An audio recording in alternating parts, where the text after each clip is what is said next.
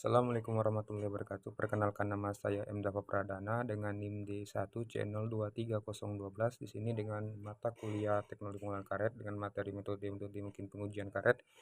Saya akan menjelaskan 3 metode di sini. Metode pertama yang saya jelaskan adalah metode pengujian kadar abu pada pengolahan karet. Pengolahan kadar abu ini bertujuan untuk mengetahui jumlah total mineral anorganik yang tertinggal setelah pembakaran bahan organik dari sampel karet. Jadi kadar abu mencerminkan kemurnian bahan dan dapat menunjukkan adanya kontaminasi logam atau bahan anorganik lainnya. Nah, jadi bertujuan untuk mengetahui kadar anorganik dalam karet tersebut. Nah, di sini prinsip pengujiannya itu sampel karet dibakar pada suhu yang tinggi, lumayan tinggi. Umumnya itu 550 sampai 660 derajat Celcius dalam tanur furnace sehingga seluruh bahan organik terbakar habis, meninggalkan residu anorganik berupa abu. Abu yang tertinggal kemudian ditimbang untuk menentukan kadar abu dalam persentase terhadap massa awal sampel. Di sini kalau kita melakukan pengujian ini ada alat dan bahannya juga. Alat yang pertama itu yang paling utama itu adalah tanur listrik atau furnace. Jadi tanur listrik ini yang saya searching modelnya itu bentuknya itu seperti ini mungkin. Ini. Jadi tanur listrik ini berfungsi untuk pembakaran pada suhu 550 derajat Celcius sampai 600 derajat Celcius. Jadi ini alat dan bahan utamanya. Yang kedua itu ada cawan porselen. Tahu kan cawan porselen yang seperti di lab itu tahan panas tinggi digunakan sebagai wadah sampel, neraca analitik untuk penimbangan dengan ketelitian tinggi, penjepit logam dan sarung tangan, tahan panas, desikator, untuk mendingan cawan tanpa menyerap uap air, oven pengering, sampel karet bisa berupa karet mentah ataupun hasil olahan karet juga bisa. Pelebur misalnya etanol jika diperlukan untuk membantu pembakaran awal. Jadi prosedur pembuatannya itu yang pertama itu kita cuci dulu cawan porselennya dengan air bersih dan keringkan. Yang kedua panaskan cawan dalam tanur. Cawan tadi kita panaskan dalam tanur pada suhu 16 derajat Celcius selama 30 menit untuk memastikan bebas kontaminan.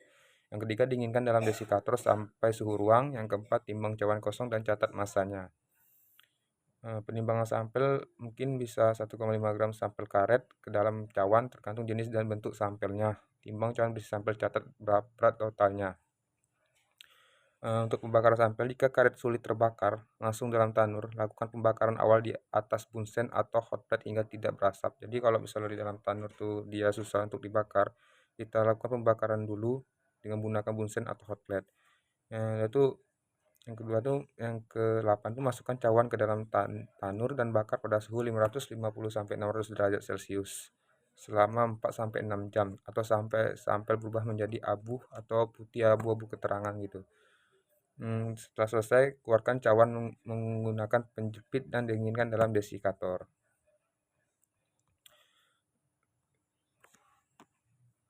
Ini saya akan menjelaskan metode keduanya lagi, yaitu metode DRC atau Dry Rubber Content. Untuk kadar karet kering adalah salah satu parameter penting dalam pengolahan karet. Ini digunakan untuk menentukan persentase kandungan karet kering dalam lateks.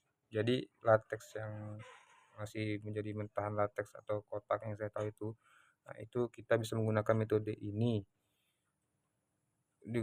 untuk mengetahui kandungan kering pada karet tersebut, baik lateks alam, natural lateks, ataupun lateks pekat. Nah, nilai DRC sangat penting dalam menentukan kualitasnya, efisiensi produksi dan harga jual karet. Prinsip metode ini yaitu lateks itu adalah campuran karet dan air serta zat-zat lain seperti protein, resin, dan mineral. Dalam metode DRC lateks diuapkan. Biasanya itu juga melalui pemanasan seperti metode abu, melakukan pemanasan hingga seluruh airnya hilang sehingga hanya tersisa karet kering. Berat karet kering kemudian dihitung sebagai persentase dari berat awal lateks. Nah, jadi metode ini menggunakan alat dan bahan seperti cawan logam, timbang timah atau loyang aluminium, kedua ada neraca analitik dengan ketelitian 0,01 gram atau lebih tinggi, dan yang ketiga itu ada oven pemanas suhu sekitar 105 atau 110 derajat Celcius, desikator, kaca arloji atau penutup loyang, pipet volumetrik atau gelas ukur, dan lateks segar atau pekatan juga bisa. Prosedur kerja itu yang pertama ada penimbangan awal, ada penimbangan. Siapkan cawan logam bersih dan kering. Yang kedua tuh timbang cawan kosong, catat beratnya. Yang ketiga itu kocok lateks agar homogen. Yang keempat tuh ambil 5 sampai 10 gram atau mililiter lateks menggunakan pipet atau gelas ukur. Yang lima itu tuang ke dalam cawan lalu timbang kembali. Catat berat totalnya tadi sebagai lateks tadi. Yang kedua itu ada metode pengeringan, masukkan cawan berisi lateks ke dalam oven bersuhu 105 sampai 180 derajat Celcius selama 16 sampai 24 jam atau hingga berat konstannya. Data yang ketujuh, setelah selesai keluarkan dan dinginkan langsung ke dalam atau dimasukkan langsung ke desikator. Timbang kembali cawan beserta karet keringnya.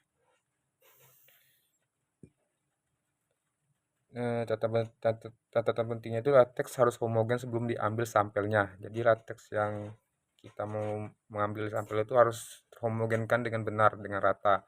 Karena jika tidak homogen, hasil DRC bisa tidak akurat. Gunakan cawan logam yang tipis agar pengeringan cepat dan merata, dan simpan dalam desikator setelah oven agar karet tidak menyerap uap air sebelum ditimbang. Fungsi dan aplikasi DRC ini menentukan nilai ekonomi lateks semakin tinggi. DRC semakin tinggi nilai jual. Jadi penggunaan metode ini juga untuk meningkatkan nilai jual dari lateks atau karet tersebut. Dengan metode ini, karena kita mengambil karet yang sudah lateks yang kering dengan menggunakan metode ini, jadi lateks itu kering. Jadi itu bisa meningkatkan nilai jual dari karet tersebut. Dan juga metode ini untuk memantau efisiensi proses pemakatan lateks di pabrik. Saya akan menjelaskan metode ketiga, yaitu apa itu metode PRI. PRI ini panjang dari Plasticity Retention Index, adalah metode yang digunakan untuk menilai tingkat degradasi thermal dan oksidatif dari karet alam setelah pemanasan pada suhu tertentu selama waktu tertentu. PRI ini menunjukkan kemampuan karet untuk mempertahankan plastisitasnya setelah terkena panas dan udara. Jadi metode ini itu untuk karet itu bisa mempertahankan keplastisitasnya setelah terkena panas matahari mungkin ataupun udara yang tidak memungkinkan. Semakin tinggi nilai PRI, semakin baik kualitas karetnya tersebut. Artinya karet lebih tahan terhadap degradasi akibat panas dan oksidasi. Jadi selama melakukan metode ini mungkin karet itu nilai jualnya lebih tinggi karena mungkin dia karet itu dengan metode ini bisa tahan cahaya matahari atau dengan suhu atau terjadinya proses oksidasi yang mungkin itu harus kita hindari karena proses itu bisa menurunkan nilai jual dari karet tersebut. Prinsip pengujian dari PRI ini, karet diuji plastisitasnya awalnya menggunakan plastimeter wireless. Sampel kemudian dipanaskan pada 140 derajat Celcius dan 30 menit dalam oven. Setelah pendinginan diukur kembali plastisitasnya. PRI dihitung sebagai persentase plastisitas akhir terhadap plastisitas awal. Alat dan bahannya ada, yang pertama itu yang paling utama itu ada wireless plastimeter. Jadi bentukan alatnya tuh seperti ini ya. Yang saya searching, bentukan alatnya itu seperti ini. Untuk alat dari plastis wireless. Jadi plastis wireless ini berguna untuk mengukur plastisitas dari karet tersebut. Yang kedua itu ada oven panas juga dengan suhu yang 140 derajat Celcius, plat aluminium tipis, stopwatch atau timer, cutter atau plat pemotong sampel karet, dan sampel karet alam kering. Baik, segitu saja penjelasan saya dengan video yang sederhana ini. Apabila ada kekurangan kata ataupun materi mohon dimaafkan. Saya akhiri. Wassalamualaikum warahmatullahi wabarakatuh.